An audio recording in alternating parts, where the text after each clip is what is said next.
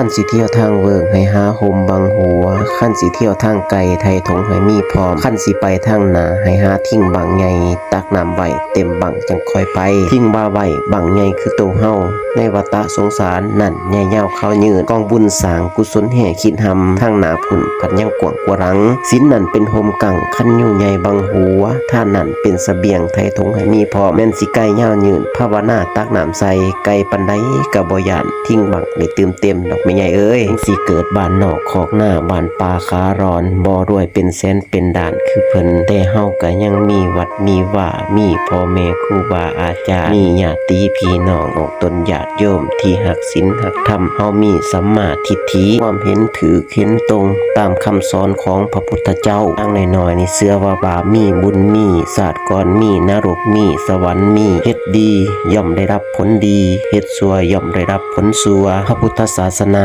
สอนเรื่องเหตุเรื่องปัจจัยวานพื้นเส้นใดย่อมได้ผลเส้นนั้นจงภูมิใจดีใจในตัวเจ้าของที่ได้เกิดมาพบพระพุทธศาสนามีวัดมีว่ามีครูบาอาจารย์ให้ได้ทำบุญทำทานถึงแม้นว่าเฮาสิบ่ร่ำบ่รวยมีเงินเป็นแสนเป็นล้านคือเพิ่นก็จงภูมิใจในตัวเจ้าของเด้อโยมเด้อ